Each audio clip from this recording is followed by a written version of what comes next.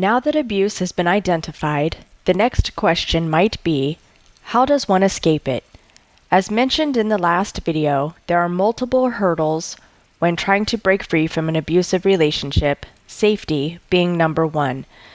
Though abusive individuals might be similar, they are not all the same. Their motivation for abusing others might be different and therefore might require contrasting approaches.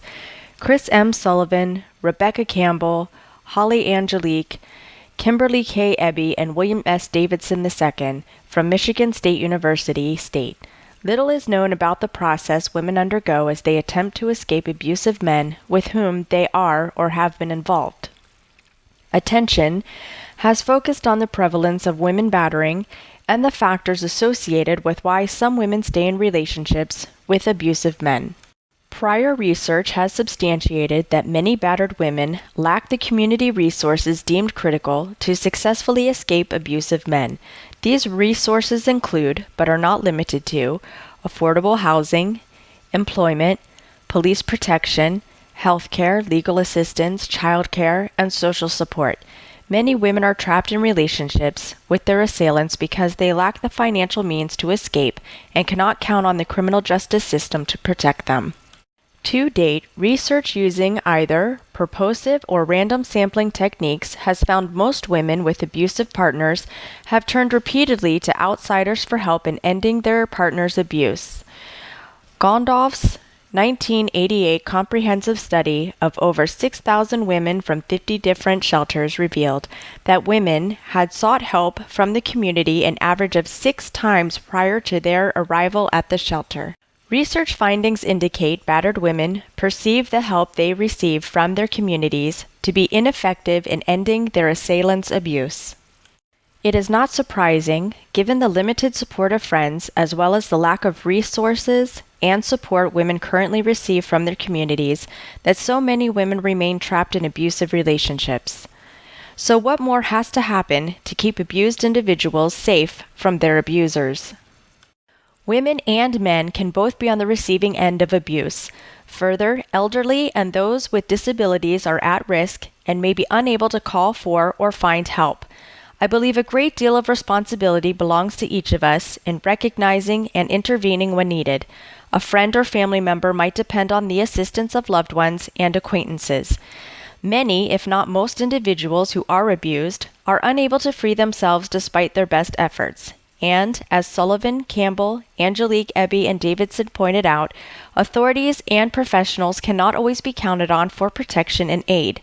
Not to mention, many perpetrators of abuse do not adhere to laws or societal norms or respect authority and the court.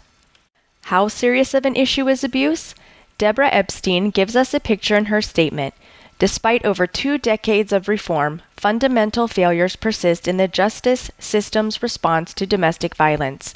Society now widely accepts elimination of intrafamily abuse as a crucial goal, and it has been illegal in most states since the late 19th century. But the problem remains one of epic proportions. Battering by husbands, ex-husbands, or lovers is the single largest cause of injury to women in the United States and accounts for approximately 30% of all murders of women. Physical aggression occurs in at least 1 out of 4 marriages, and comparable rates exist among couples who are living together, engaged, or dating. Domestic violence is also a major contributing factor to other social ills such as child abuse and neglect, female alcoholism, drug abuse, mental illness, attempted suicide, and homelessness. Joan Zorza stated, "The injuries women sustain in these attacks are at least as serious as those suffered in violent felony crimes. Weapons are used in 30% of all domestic violence incidents."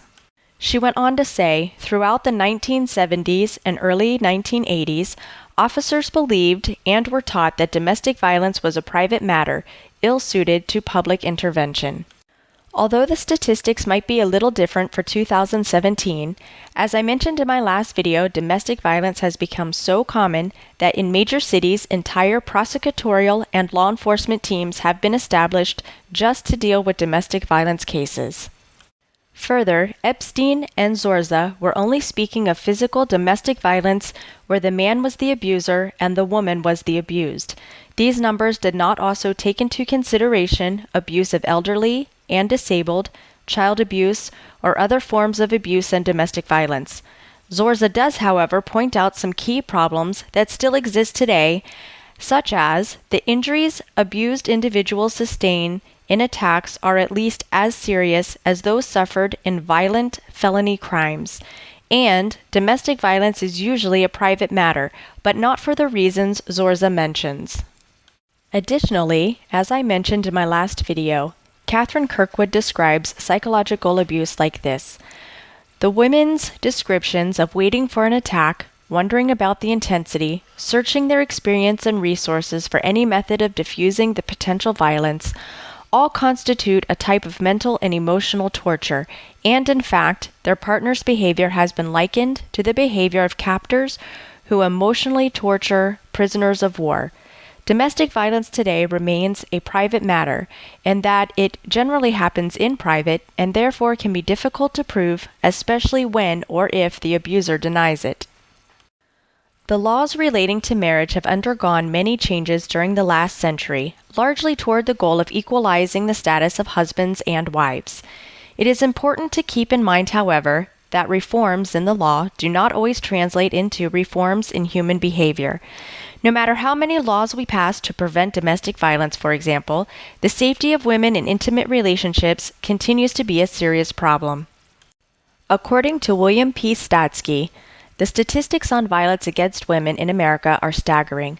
Approximately 4 million women are battered each year by their husbands or partners. Over 1 million women seek medical assistance each year for injuries caused by their husbands or partners. Up to 50% of homeless women and children are fleeing domestic violence. 3 out of 4 American women will be victims of violent crimes sometime during their life.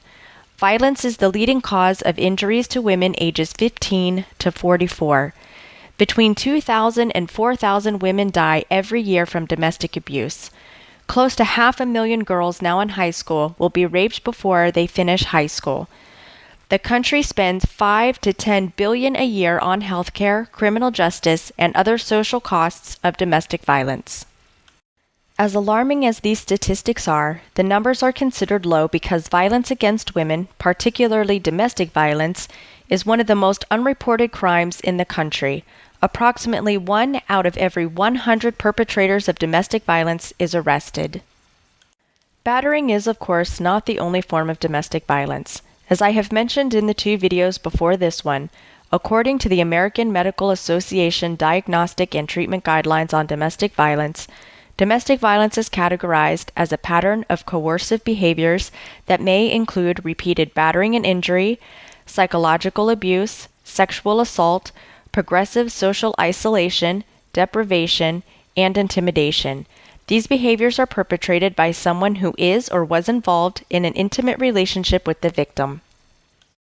Why focus on domestic violence? Deborah Epstein makes a valid point stating, "One reason is that domestic violence is rarely a one-time event, and without effective intervention, it typically increases in frequency and severity over time.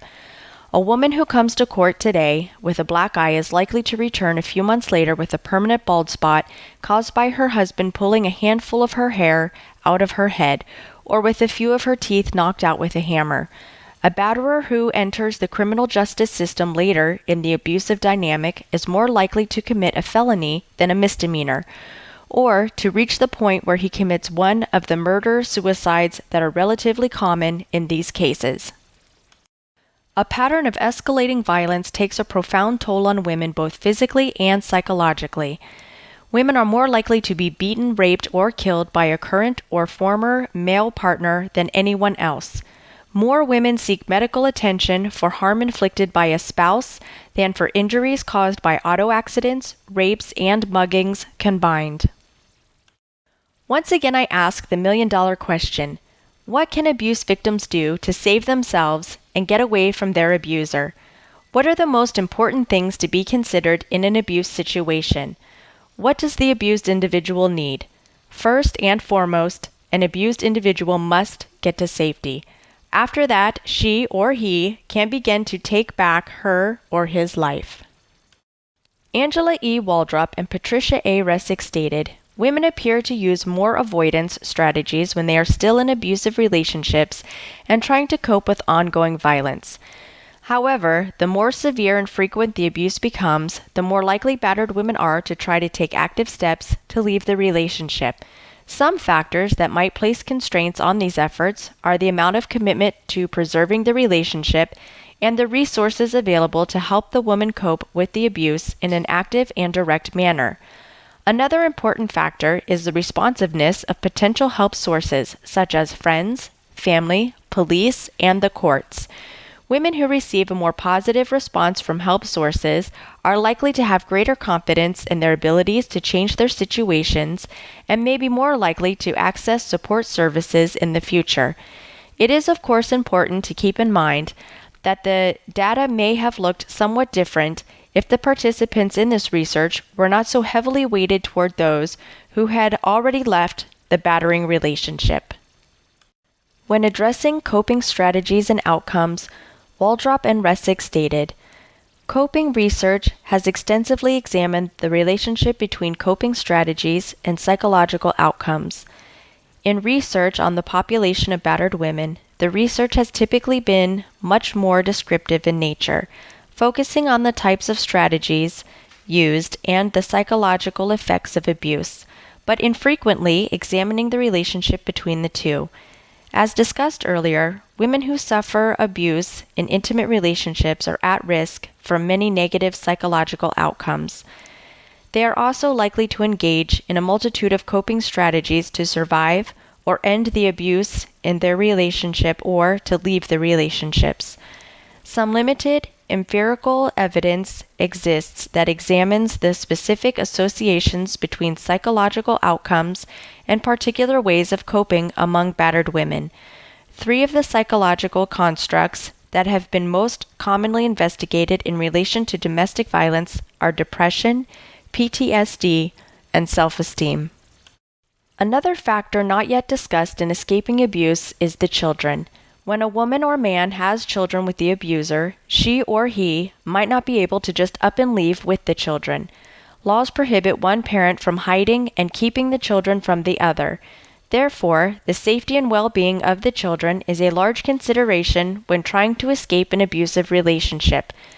How can the abused be sure a court will not order the children to spend unsupervised time with the abuser?